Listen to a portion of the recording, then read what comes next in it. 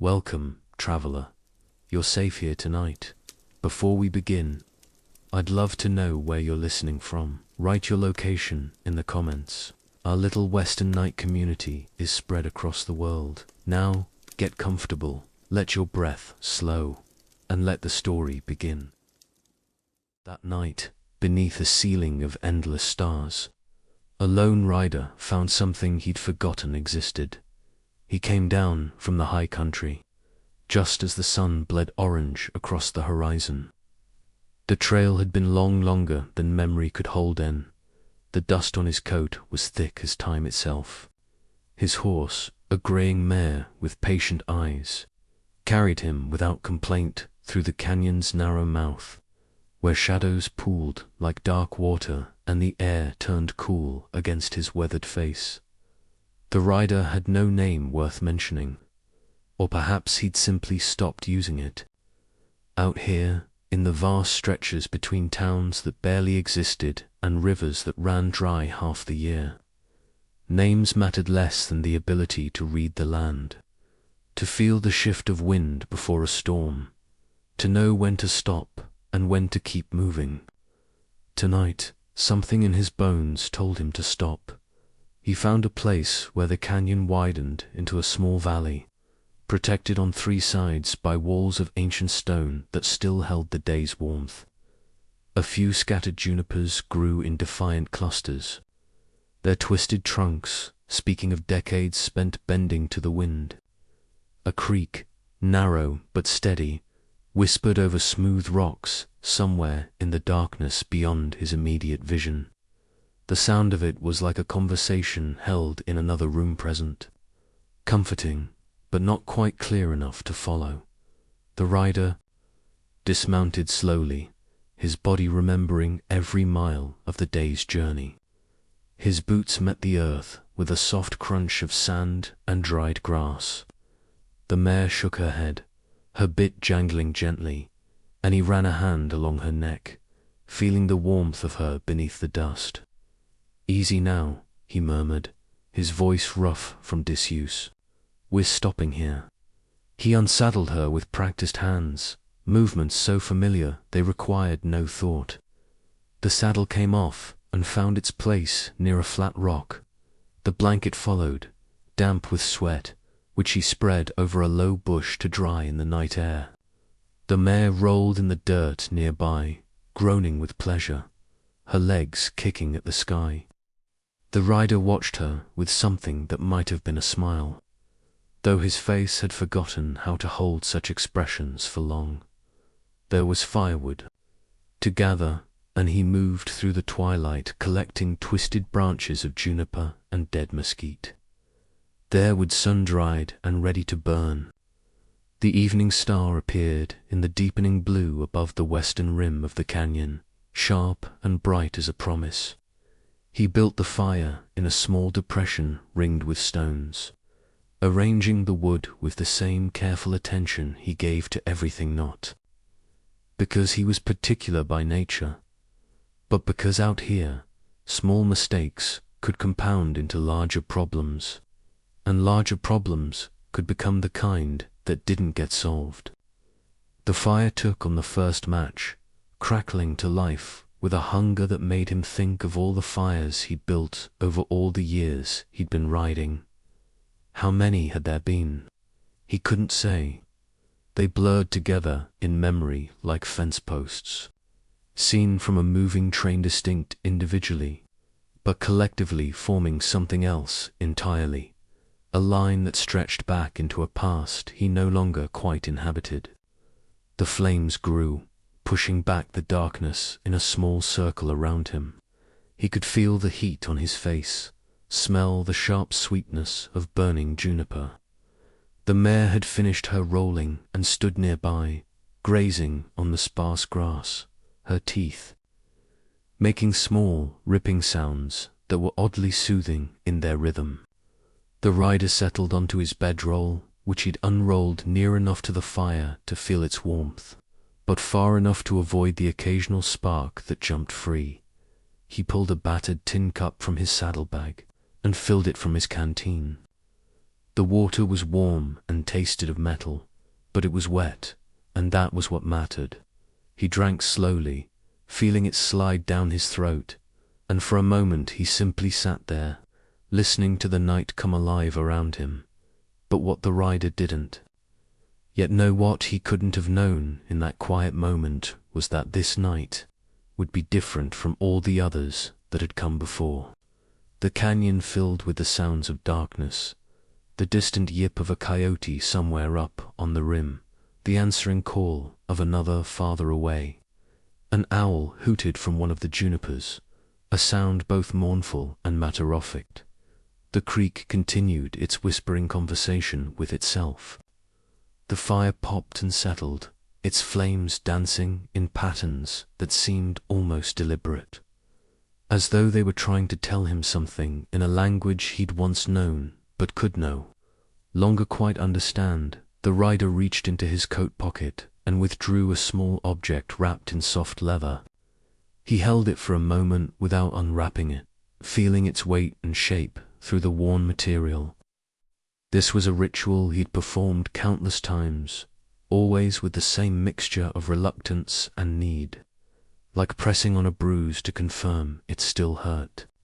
Finally, slowly, he unwrapped the leather to reveal a small daguerreotype in a tarnished frame no bigger than his palm. The image was faded, the figures barely distinguishable in the firelight, but he knew every detail by heart. A woman with dark hair pulled back from a serious face, her hand resting on the shoulder of a small boy who looked uncertainly at the camera, as if he wasn't quite sure what was expected of him. The rider stared at the image for a long time. The fire painted moving shadows across the faces in the photograph, giving them a momentary illusion of life. He could almost hear them, the woman's voice calling him in for supper, the boy's laughter, as he chased chickens in the yard of a house that no longer existed in any form except memory. How long had it been? 10 years? 12? Time moved strangely out here, sometimes rushing past like a spooked horse, sometimes crawling along with the patience of stone wearing away under rain. The numbers didn't matter anymore. What mattered was the distance, and the distance was absolute. He rewrapped the daguerreotype carefully and returned it to his pocket. The mare had moved closer to the fire, drawn by the warmth and the company. Her presence was comforting in a way that required no words, no explanations. She simply was, and for the moment, that was enough. The rider lay back on his bedroll, his head resting on his saddle, and looked up at the stars.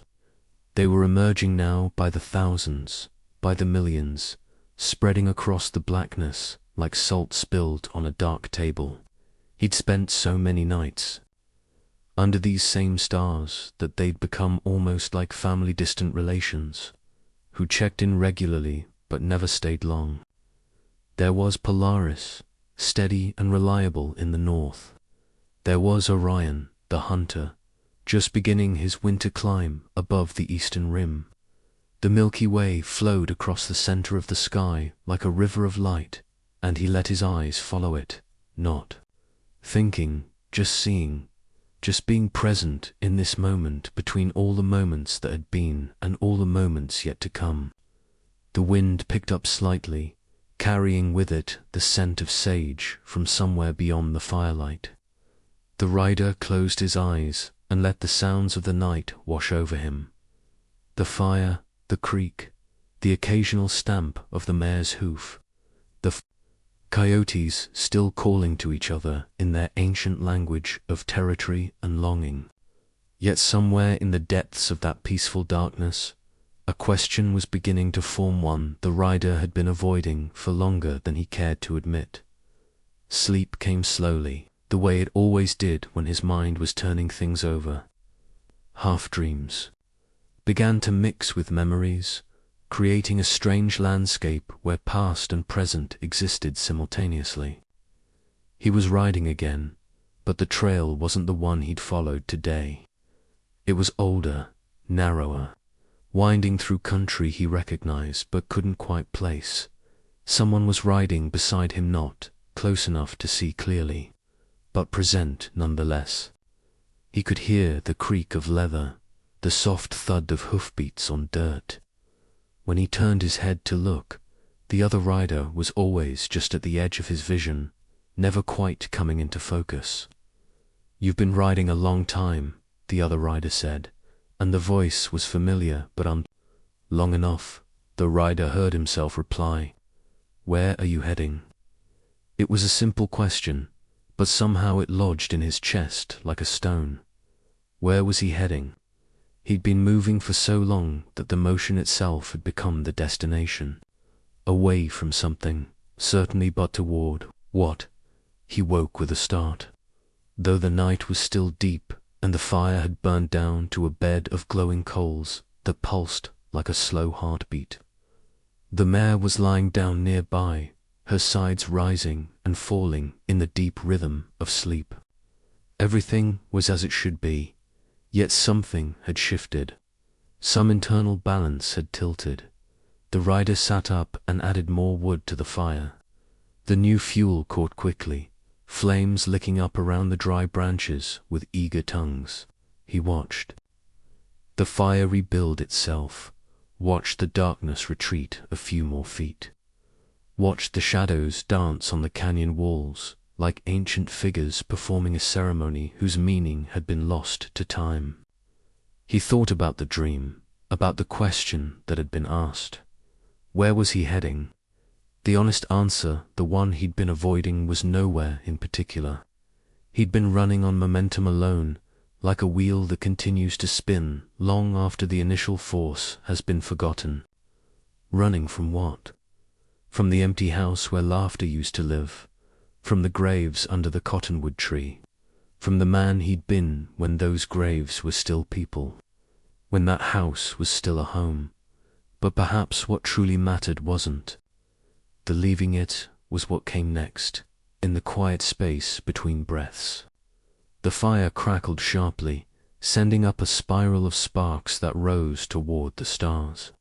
Like prayers or wishes or simply small bits of burning wood carried upward by heat. The rider watched them climb and fade and disappear. Everything was temporary, he thought. The fire would burn out. The night would give way to dawn. He would saddle the mare and ride on, because that's what he did. He rode on. But something about tonight felt different. Maybe it was the dream. Maybe it was the way the canyon seemed to hold him, protective and present. Maybe it was simply that he was tired in a way that went deeper than the body's need for rest, tired of motion without purpose, tired of distance without destination. He remembered the woman in the photograph, his wife, Sarah, though he rarely let himself think her name anymore. She used to tell him he thought too much, that he complicated things that could be simple. "Just be here," she'd say, touching his chest with her finger, right over his heart. "Right here, right now. That's all there ever is." He hadn't understood it then, always planning, always thinking ahead to the next season's crops. The fence that needed mending, the horse that needed breaking, always somewhere else in his mind, even when his body was present.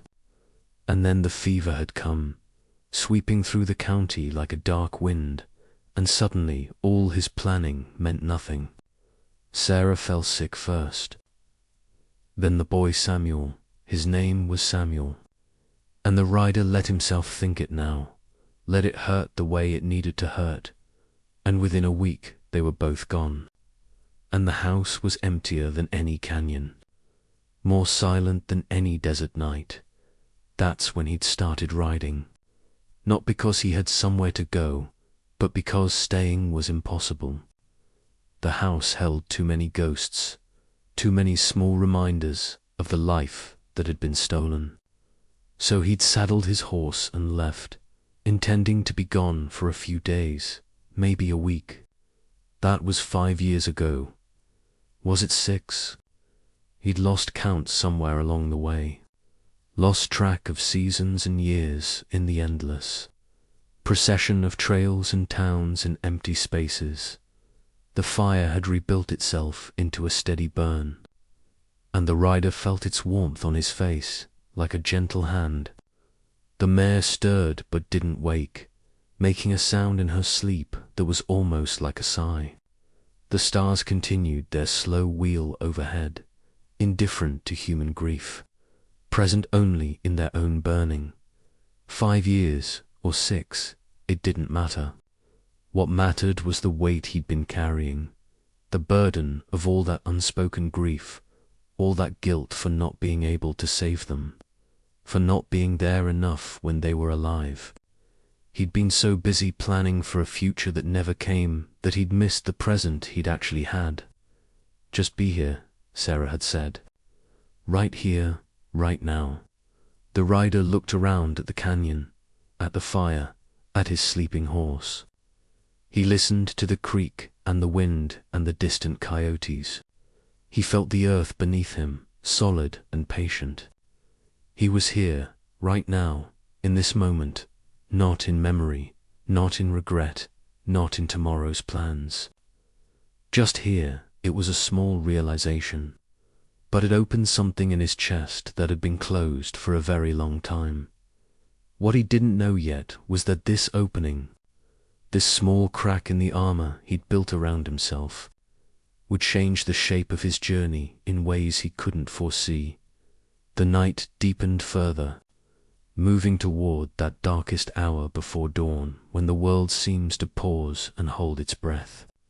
The rider remained awake, not from restlessness but from a strange alertness, a feeling of being on the edge of understanding something important. The fire continued its work, transforming wood into heat and light and ash, completing the cycle that all things must eventually complete. He thought about the trails he'd ridden, the towns he'd passed through without stopping or stopping only long enough to resupply before moving on. He thought about the people he'd met and forgotten, the conversations that had remained surface level because he'd kept himself carefully closed, offering nothing of substance, asking for nothing in return. He'd become a ghost haunting his own life, present but not really there, moving but not really going anywhere. The canyon walls caught the firelight and threw it back in shades of amber and gold, transforming the stone into something almost alive. Petroglyphs marked the rock face above him. He'd noticed them when he first made campaign-shint images of hunters and deer, of sun symbols and handprints left by people who'd lived here centuries ago. They too had stopped in this place, built fires in this same spot or near it, looked up at these same stars. They too had their stories, their griefs, their moments of understanding. Everything was connected across time. The ancient hands that had pressed red ochre against stone, the rider sitting alone by his fire, all the countless souls who'd ever paused in their journeys to wonder about the path they were on. They were all part of the same long story, the same endless human question. What am I doing here, and where am I going? The rider stood and walked to the edge of the firelight, where darkness pressed in close. Beyond the small circle of illumination, the world was a mystery present but unseen, full of things that could be known but weren't, at least not yet. That's what he'd been doing, he realized, living at the edge of his own light, keeping the world at a distance because closeness meant the possibility of loss. And he'd already lost too much, but distance had its own cost. Safety purchased with isolation was no real safety at all, it was just another kind of death. Slower but no less final. A meteor streaked across the sky above him, a brief line of light that appeared and vanished in the space of a heartbeat. The rider watched the space where it had been, though of course there was nothing to see now.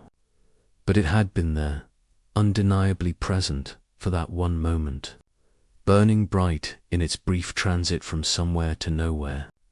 leaving no trace except in the memory of anyone who'd happened to be looking at the right time. Maybe that was enough, he thought. Maybe presence itself was enough, even if it was temporary, even if it ended. Maybe the point wasn't to last forever, but simply to be fully alive while you were here, to burn bright in your moment, to leave something even, if only a memory in the hearts of those who'd witnessed your brief passage. Sarah and Samuel had been meteors in his sky, brilliant and brief, and he'd been fortunate to see them, to know them, to love them. The fact that they were gone didn't erase the light they'd cast. Nothing could erase that. It was his to carry, not as a burden, but as a gift. Proof that he'd been loved and had loved in return. That his life had intersected with theirs in ways that mattered, that changed him. That made him more than he would have been alone. And maybe, just maybe, it was time to stop running from that truth and start carrying it differently. Not as weight, but as light. But the night wasn't finished teaching him yet, and the silence between the stars held questions he was only beginning to hear. The rider returned to the fire and sat again, but something had shifted in his posture, in the way he held himself. The defensive hunch of his shoulders had eased slightly. His hands, which usually stayed busy with some small task or another, rested quietly on his knees. He let himself simply be still, simply present, simply here. The mare woke and got to her feet, shaking off dust and sleep. She came over to where he sat and lowered her head, blowing warm breath across his face. He reached up and scratched between her ears, feeling the soft warmth of her, the solid reality of her existence. She'd been with him through all of it, faithful and patient, asking for nothing except care and the occasional apple when he could find one. "Good girl," he murmured. "Good girl." The horse nickered softly and moved away to graze again, satisfied with the contact, content in the moment. Animals understood presence in a way humans often forgot. They didn't live in the past or future, they were always exactly where they were, neither regretting yesterday nor worrying about tomorrow. There was wisdom in that, a simplicity that seemed almost holy. The fire was burning low again, and the rider added the last of his collected wood. He'd need to gather more before dawn if he wanted breakfast, but for now there was enough. For now, everything was exactly as it needed to be. The stars had rotated further in their ancient wheel, and he could see the seven sisters, the Pleiades, hanging like a small cluster of diamonds in the western sky. Sarah had loved that constellation, had pointed it out to Samuel on clear nights, telling him the story of the sisters who'd been placed in the sky to escape danger, transformed into stars where they'd be safe forever. "Are they happy up there?" Samuel had asked, his small voice full of wonder. "I think so," Sarah had replied. "They're together, and they're beautiful, and people will remember them forever. That's a kind of happiness." The rider felt tears on his face and didn't bother to wipe them away. Let them fall. Let the grief be what it was. He'd spent so long trying to outride it, to keep moving so it couldn't catch up. But grief wasn't something that chased you, it was something you carried inside, and it didn't matter how far you rode. The only way through was through, not around, not away. So he sat by his fire in the canyon and cried for his wife and his son, cried for the life that had been taken, cried for all the years he'd wasted running instead of remembering, afraid of the pain instead of letting it transform him into something deeper, something more capable of compassion for others, yes, but also for himself. The canyon held his grief without judgment, absorbed his tears into its ancient stones. witnessed his pain with the same patient presence it had offered to countless others over countless years, and somehow that helped. Somehow the vastness of the night sky, the endlessness of the stars, the timelessness of the stone, all of it made his personal sorrow both more bearable and more sacred. He was small in the face of such immensity, but he was also part of it, connected to everything that had ever felt loss, ever loved, ever struggled to understand how to keep living after the center had fallen out. When the tears finally stopped, he felt emptied but also strangely lighter, as though something heavy he'd been carrying had been set down, at least for now. The fire had burned to coals again, glowing red and orange in the darkness. The first hint of grey was beginning to show in the eastern sky. Barely perceptible, but there nonetheless the promise of another day, another beginning, another chance. Yet in that delicate hour between night and dawn, the rider still didn't know what his morning would bring, or what choice he'd make when the sun finally broke the horizon. He thought about the daguerreotype in his pocket, about the faces frozen in time, forever young, forever together. He thought about the empty house he'd left behind, probably falling to ruin now, probably claimed by weather and time and the inevitable decay of all things untended. He thought about all the miles he'd ridden, all the towns he'd passed through like a ghost, all the connections he'd refused to make because making connections meant risking loss. But loss came anyway, didn't it? Loss came whether you were careful or reckless, whether you held on tight or let go easily. Loss was part of the contract of being alive, the price paid for the privilege of loving anything at all. The only way to avoid loss was to avoid life, and he'd been doing that for far too long. The mare had settled near him again, closer than usual, as though she sensed something shifting in him and wanted to be nearby for it. Animals knew things humans worked hard to forget they knew about presence, about acceptance, about the simple courage required to keep showing up. Day after day, even when the world was hard and the path was unclear. The rider reached over and rested his hand on her shoulder, feeling her warmth, her solidity, her uncomplicated companionship. "What do you think?" he asked quietly. "Keep riding, or something else?" The mare, of course, didn't answer, at least not in words, but she stayed close. And that seemed like answer enough, a reminder that he wasn't as alone as he sometimes felt. That connection was possible even in the midst of loss. That companionship came in many forms, some of them silent but no less real. The sky continued its slow brightening, the stars beginning to fade as light leaked into the world.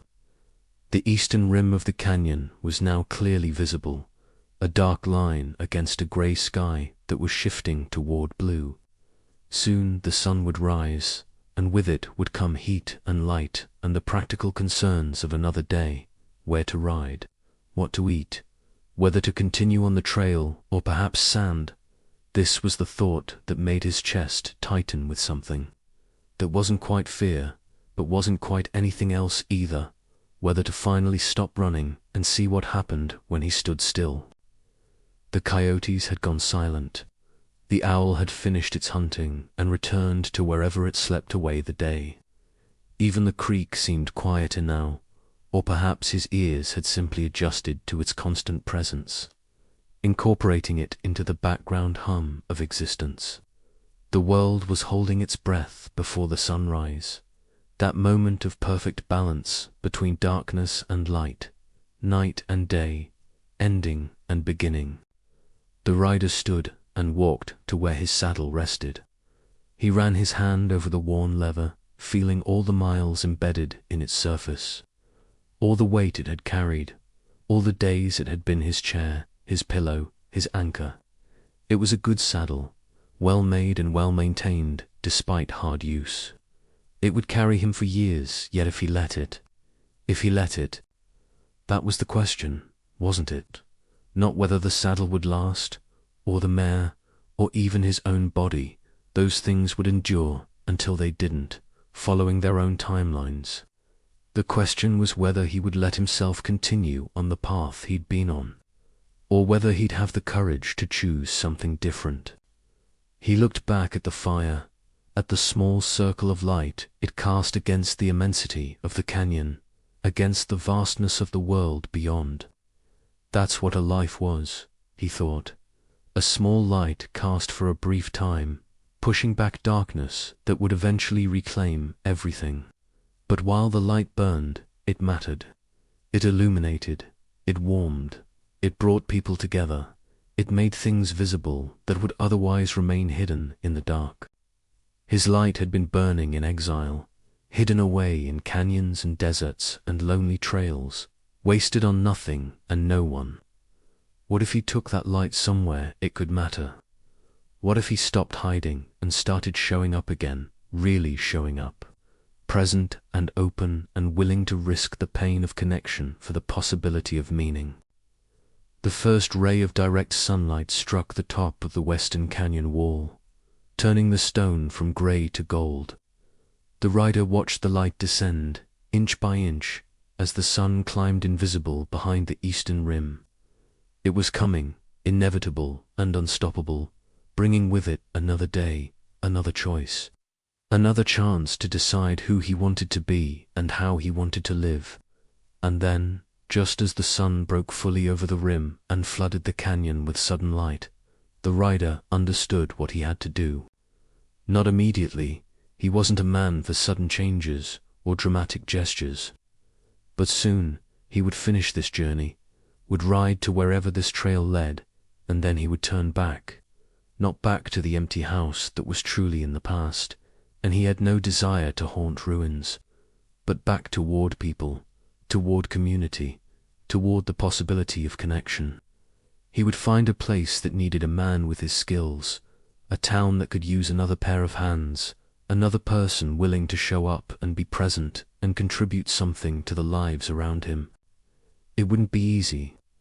He'd been alone so long that people might seem strange at first, their needs and expectations foreign to his solitary ways.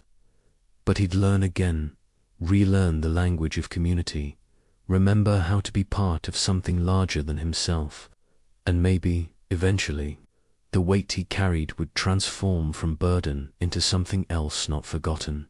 Never that, but integrated, made part of the foundation upon which a new life could be built. Sarah would have liked that, he thought.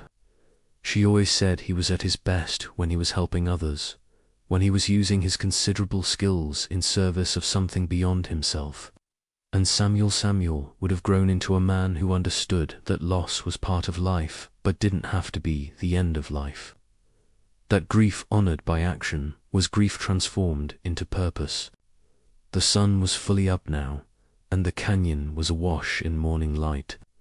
The mare was grazing contentedly, the fire had burned to ashes, and the world was waking up to another day of being exactly what it was, beautiful and harsh and temporary and eternal all at once. The rider began breaking camp, but he moved differently now, not with the mechanical efficiency of someone just passing through, but with the deliberate care of someone who understood that every action mattered, that presence was a choice made moment by moment, that the small rituals of life deserved attention and respect.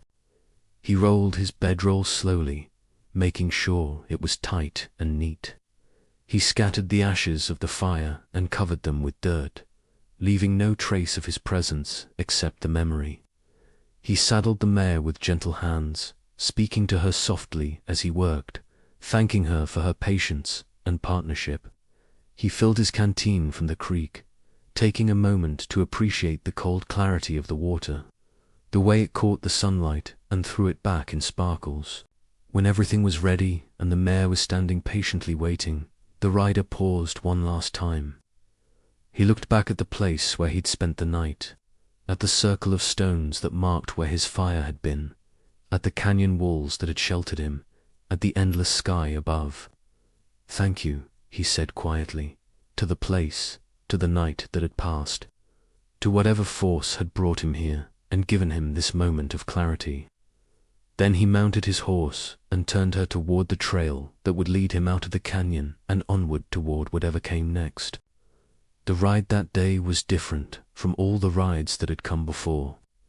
The trail was the same, rocky, winding, following the natural contours of the land, but the rider's relationship to it had shifted. He wasn't running anymore. He was traveling with purpose now, with direction, with the knowledge that this journey, like all journeys, would eventually end, and when it did, he would choose what came after rather than letting momentum and habit make the choice for him. The sun climbed higher, and the day grew warm. The mare picked her way along the trail with her usual sure-footedness, and the rider let her set the pace, content to match his rhythm to hers.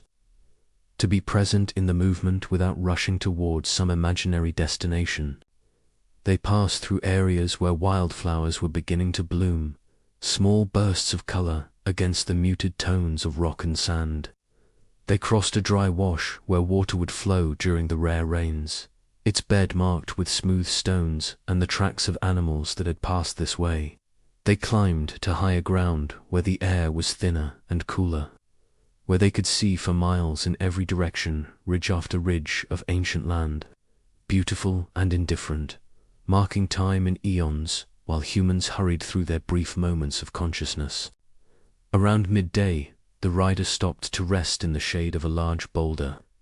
He shared an apple with the mare, giving her the larger portion while he ate the sweet core. They drank from the canteen together, and then the rider simply sat, not sleeping, not thinking particularly hard about anything, just being present in the shade, in the moment, in the simple fact of his existence. A lizard appeared on the rock face near him, doing its own kind of push-ups, staking its tiny claim to this small territory. The rider watched it with mild interest, admiring its iridescent scales, its quick movements, its perfect adaptation to this harsh environment. Everything found its place, he thought. Everything found its way to survive, to thrive even, given enough time and enough determination. They rode on in the afternoon, and the landscape began to shift subtly. The canyon country was giving way to more open terrain, rolling hills covered with sage and punctuated by solitary trees that had managed to find water deep underground. The trail here was fainter, less defined, and the rider had to pay attention to small markers a cairn of stones. A blaze on a tree, the natural flow of the land to stay on course. As the sun began its descent toward evening, painting the world in shades of amber and rose, the rider saw something in the distance that made him pull the mare to a stop. Smoke not the wild smoke of a prairie fire, but the controlled smoke of chimneys and cook fires, rising from a small cluster of buildings nestled in a valley between two ridges. A town, a small one, probably barely worthy of the name, but a town nonetheless. The rider sat on his horse and looked at it for a long time, feeling the old instinct to avoid, to ride around, to keep his distance. But he'd made a promise to himself in the canyon, and while he wasn't ready yet to fully commit to a new way of living, he could at least begin to practice. He clicked to the mare and pointed her toward the town.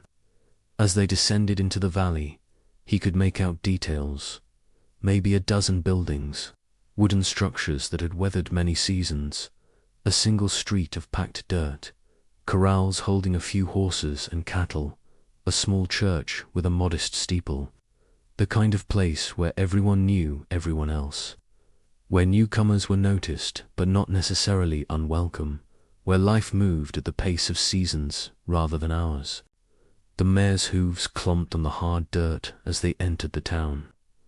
A few people looked up from their activities, a man repairing a wagon wheel, a woman hanging laundry, children playing some game that involved a lot of running and shouting. The rider touched the brim of his hat in greeting, and most nodded back, their expressions neutral but not hostile.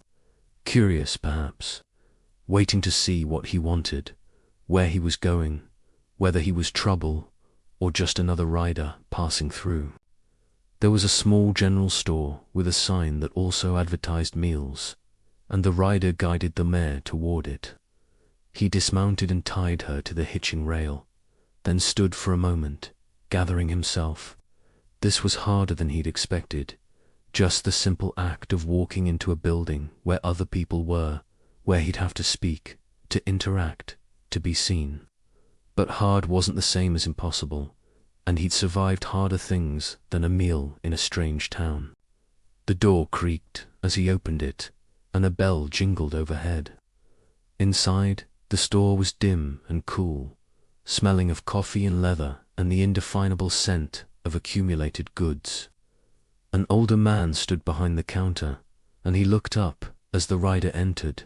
"Help you?" the man asked, his voice gruff but not unfriendly. "Meal, if you're serving," the rider replied, "and grain for my horse if you have it to sell." "Got both," the man said. "Stew's on, grain's out back. $1 for the meal, 2 bits for a bucket of grain." The rider nodded and reached for his coin purse. The exchange was simple, transactional, but somehow it felt monumental. The first voluntary interaction he'd initiated in months, maybe years. He was choosing to stop, to eat, to be present in a place with other people, rather than hurrying on to the next lonely campsite. The stew came in a thick bowl, steaming and smelling of beef and vegetables, and something herbal he couldn't quite identify. The rider sat at a small table near the window and ate slowly, savoring each bite, trying to remember the last time he'd eaten food prepared by someone else's hands. Food that carried the care and attention of a cook who took pride in their work. Other customers came and went, a young couple buying supplies, an elderly woman inquiring about fabric, a boy sent to fetch his father's tobacco. The rider watched them peripherally, not staring but noticing. The way the couple leaned toward each other as they discussed their purchases. The way the elderly woman haggled cheerfully over the price of thread. The way the boy counted out coins carefully, his tongue between his teeth in concentration. This was community, the rider thought. This was what he'd been missing, what he'd fled from in his grief. The small connections, the daily interactions, the sense of being part of something larger than himself. It wasn't flashy or dramatic. It was just people living their lives, helping each other in small ways, creating a web of relationship that gave meaning and structure to the days. When he finished his meal, the rider thanked the storekeeper and went to tend to his horse.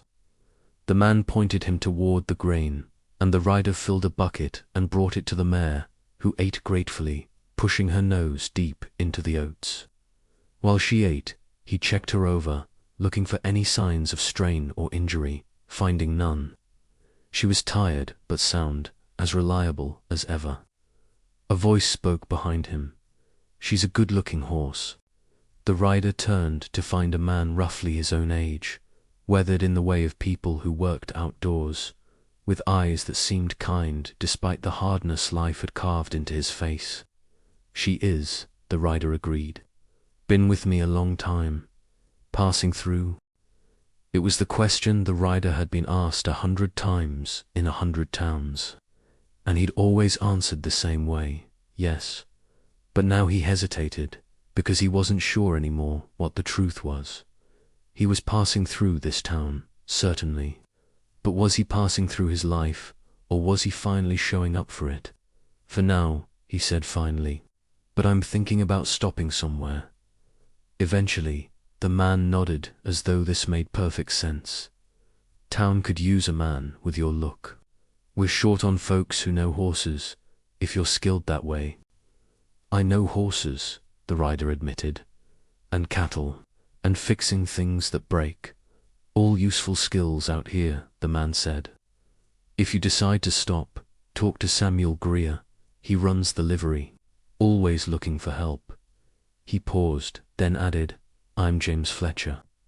My wife runs the store you just ate in." "Good stew," the rider said.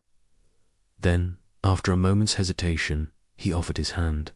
"Name's William Carter."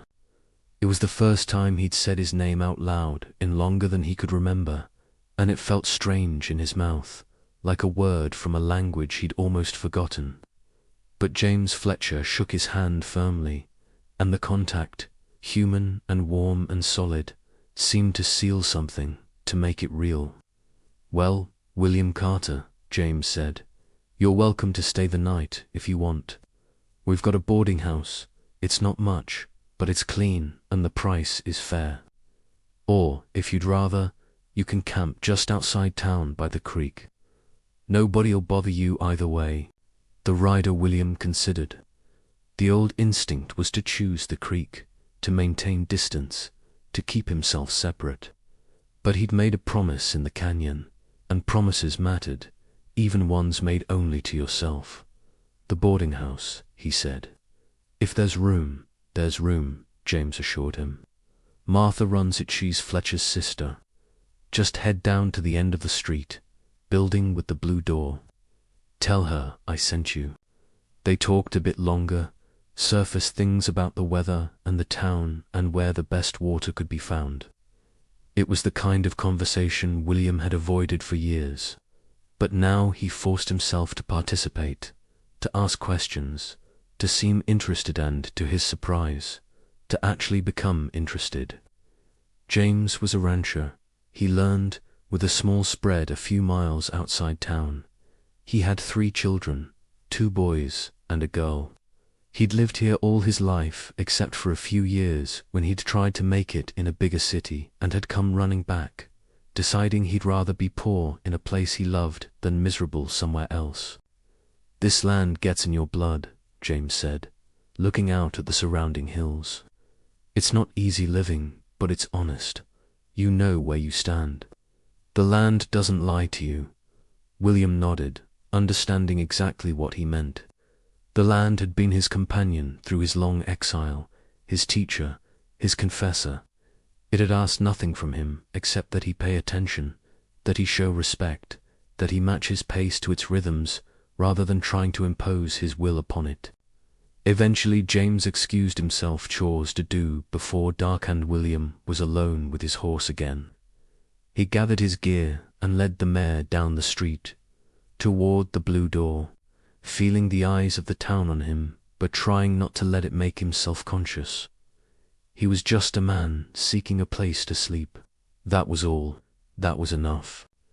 Martha Fletcher turned out to be a stout woman with grey hair and a nonsense manner that somehow managed to be welcoming, despite all, perhaps because of its directness. She looked him over quickly, assessing whether he was likely to be trouble, and apparently decided he wasn't. "$1 a night, includes breakfast," she said. "Supper's extra if you want it. Bath is to bits if you need one and, brother, no offense, but you do. We heat the water, you haul it to the room. No drinking, no fighting, no women in the rooms. You break something, you pay for it. Clear?" "Clear," William said, hiding a smile at her bluntness. "Good. Room 3, top of the stairs. Stable for your horse is round back. No extra charge. Supper's at 6 if you want it pot roast tonight." William took his key and his saddlebags and climbed the stairs to a small room that was exactly as advertised. Clean, simple, with a narrow bed, a washstand, a chair, and a window that looked out over the street. It was spare, almost monastic, but after so many nights on the ground, it felt like luxury. He arranged his things, taking his time, making the space temporarily his. The daguerreotype went on the small table by the bed, where he could see it but didn't have to look at it directly.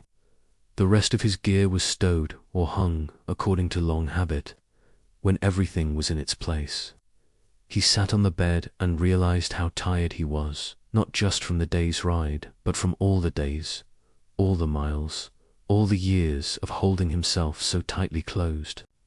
He lay back and closed his eyes, intending to rest just for a moment before dealing with the bath Martha had mentioned.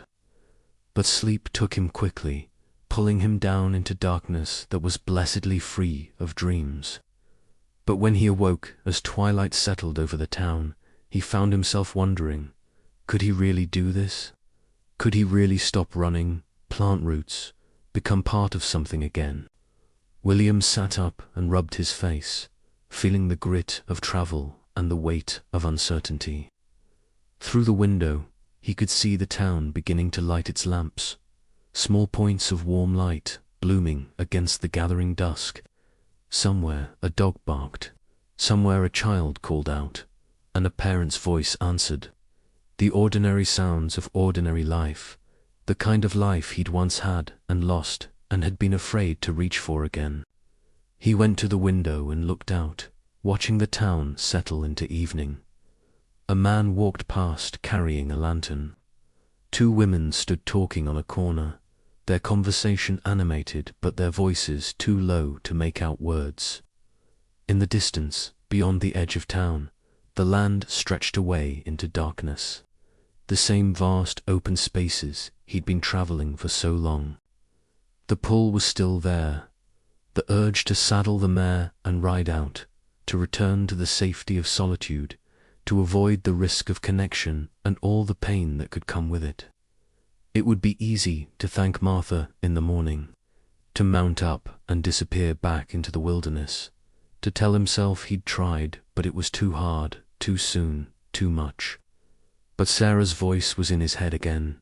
Just be here, right now, and Samuel's face was in his memory, bright with the kind of trust children have before the world teaches them to be careful, to hold back, to protect themselves from hurt.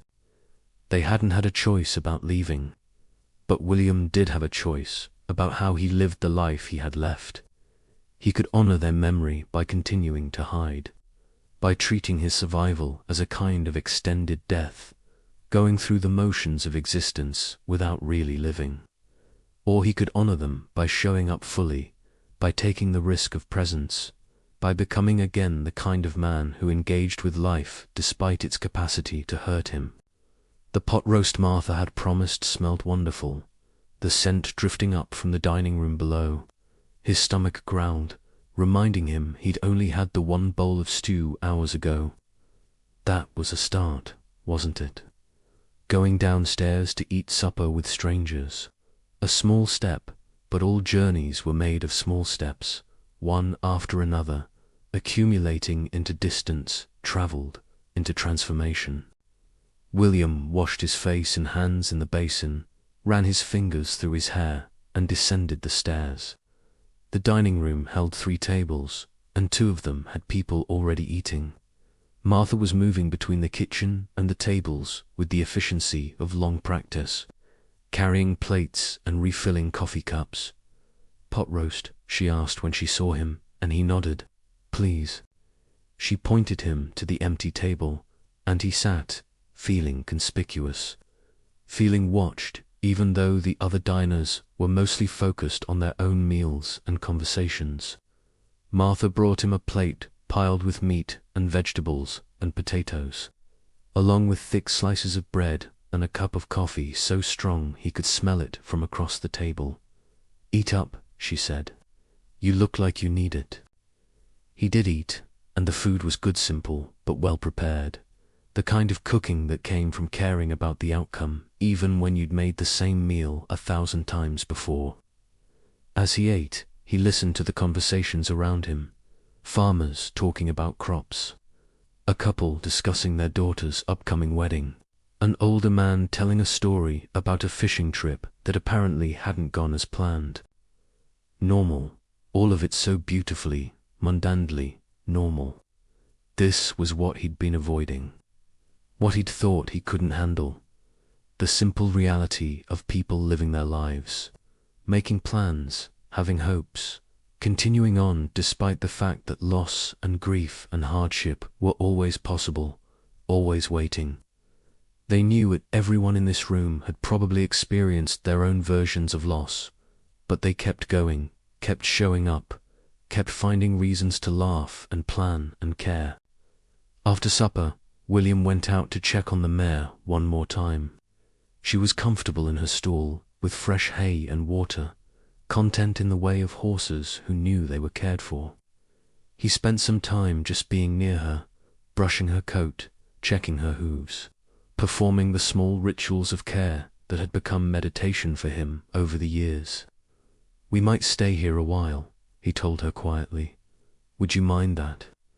The mare, predictably, had no opinion, or at least none she chose to share, but she leaned into his brushing, and that seemed like acceptance enough. When full dark had fallen and the town had grown quiet, William returned to his room.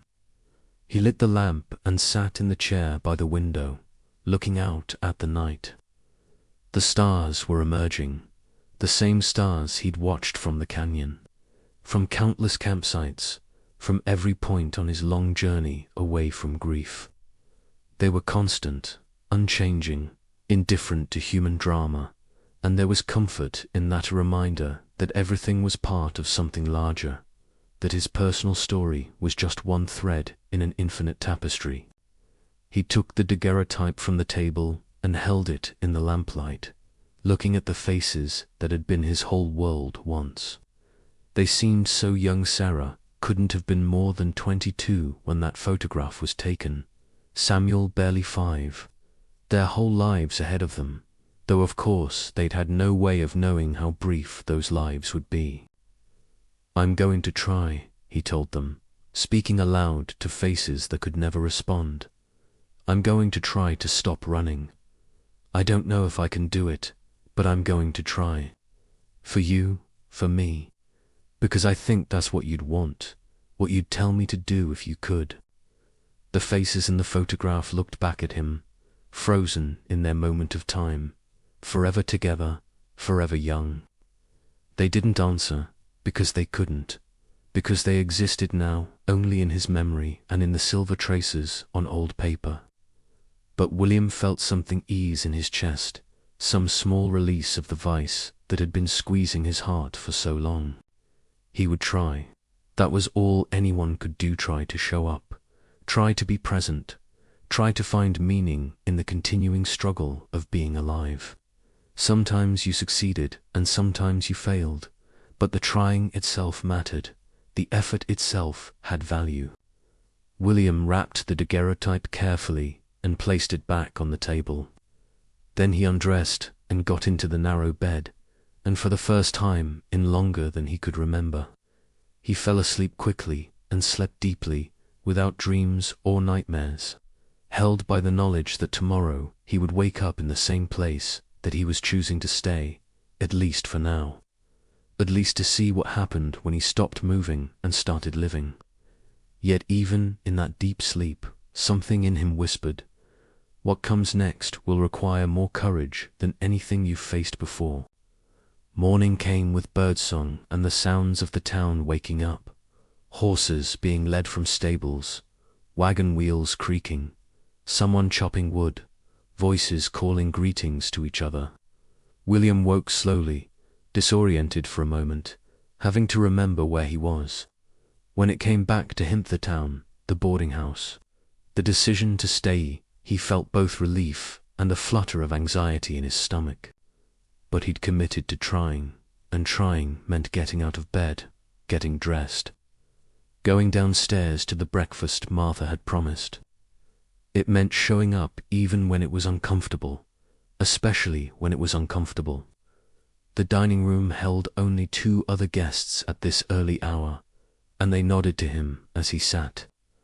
Martha brought coffee, first black and strong, the way William preferred, then returned with eggs and bacon and biscuits with gravy. She didn't hover or try to make conversation, seeming to sense that William was a man who needed to approach things at his own pace. After breakfast, William went to find Samuel Greer at the livery, as James Fletcher had suggested. The livery was easy to locate, a large barn at the north end of town with several corrals attached. Inside, he found a wiry man with a lined face and hands that spoke of a lifetime's work with horses. "Samuel Greer," William asked. "That's me. What can I do for you?" "James Fletcher said you might need help. I know horses and mules, and I can fix most things that need fixing." Samuel looked him over with the assessing eye of someone who'd dealt with many drifters and occasional good men mixed in among them. "You looking for permanent work or just passing through?" It was the same question, always the same question, and William found himself giving a different answer than he'd ever given before. "Depends on whether we suit each other. But I'm not in a hurry to move on." Something in Samuel's expression shifted, a small softening. "Fair enough. Tell you what worked with me for a week. I'll pay daily wages. End of the week, we'll both know if it's a good fit. Deal?" William extended his hand. Deal. They shook on it, and just like that, William Carter had a job. Temporary, maybe, with no guarantees on either side, but it was a start. It was engagement with the world, participation in something beyond his own solitary survival. It was, in its way, a small act of faith. The work was hard but familiar, shoeing horses, mending tack, cleaning stalls, helping customers who came in needing this or that done. Samuel was a good bossclear in his instructions, fair in his expectations, quick to show appreciation when something was done well. He didn't pry into William's past, didn't ask where he'd come from or why he'd shown up in this particular town. Out here, that kind of respectful distance was appreciated, even expected. By the end of the first day, William was exhausted in the best way, physically tired from honest work, mentally tired from having to focus and think and interact. He returned to the boarding house, ate Martha's supper, chicken and dumplings that night, and fell asleep almost before dark. The second day was easier, his body remembering the rhythms of regular work, his mind settling into the routine. The third day, he found himself actually enjoying moments of the satisfaction of a difficult shoe fitted perfectly, the trust of a nervous horse calming under his hands, the easy companionship of working alongside Samuel, who had a dry wit and a wealth of stories about the town and the people in it. By the end of the week, Samuel made him a simple offer. "You can stay on if you want. Same daily wage for now. But if you stick around, we can talk about more permanent arrangements. Living quarters upstairs in the barn if you want them, not fancy, but private." William thought about it for exactly 3 seconds before nodding. "I'll stay." And so he did. He moved his few belongings from the boarding house to the small room above the livery, a space that was, indeed, not fancy, but was clean and his own. He settled into a routine, work during the day, simple meals in the evening, time with the mare before bed. Sundays he rested, mostly, though he found himself taking walks around the edges of town, getting to know the land, finding the places where he could be alone when he needed solitude, but never getting so far away that he couldn't return easily. Slowly, carefully, he began to know people. Not intimately, he wasn't ready for that, might never be ready for that, but in the small ways that made daily life easier. He knew which farmers came in on which days. He knew that old Mrs. Patterson liked to talk about her grandson. He knew that the Thompson twins could be counted on to play pranks if not watched carefully. He knew that Father McKinley from the small church had a remarkably good singing voice and a weakness for gambling on horse races, though he always seemed cheerfully philosophical about his losses. The town began to know him too, in the same gradual way. He was William, the quiet man who worked at the livery, who was good with difficult horses, who could fix almost anything if given time and the right tools. He was polite but not chatty, helpful but not intrusive, present but not presumptuous. He showed up for work every day. He paid his debts. He caused no trouble. In a small town, that was enough to earn a certain amount of trust and acceptance. Months passed. Spring gave way to summer, and the land turned gold under the relentless sun. The work continued. Horses needed shoeing, wagons needed repairing, the cycle of need and service went on. William found a peculiar peace in the predictability of it. The way each day was different, but also the same, varied within a comfortable structure. He thought about Sarah and Samuel every day, but the thoughts had changed character. They were less like wounds now and more like touchstones, reminders of who he'd been, who he'd loved, what had mattered. The grief was still there, he suspected it always would be, but it no longer consumed him. It was part of him, woven into the fabric of who he was, but no longer the only thread. One evening in late summer, he was sitting on the porch outside his room, watching the sun set and listening to the sounds of the town winding down for the night, when James Fletcher stopped by. "Evening, William," James said, climbing the stairs to the porch. "Evening, coffee. Don't mind if I do." William poured them both cups from the pot he kept warm on a small stove, and they sat in companionable silence for a while, watching the light fade and the first stars emerge. "Town's having a harvest dance in a couple weeks," James said eventually. "Whole county comes out. Food, music, dancing. It's a good time." "Sounds nice," William said neutrally. "You should come." William felt the old instinct to decline, to find an excuse, to maintain his distance. But then he thought about the promise he'd made to himself in the canyon, about showing up, about being present. A dance was definitely outside his comfort zone, but maybe that was exactly why he should go. "Maybe," he said. "That's more than a no," James said with satisfaction. "Good enough for me."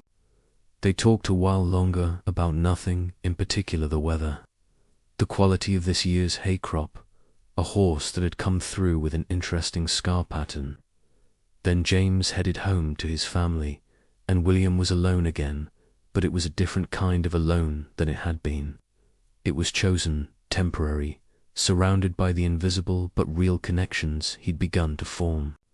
The night deepened, and William remained on the porch, thinking about the harvest dance, about whether he'd actually have the courage to attend, about what it would mean to take that next step into community. He wasn't sure, but for the first time in a very long time, he was curious about his future, interested in what might happen next, willing to consider possibilities. And maybe that was growth. Maybe that was healing.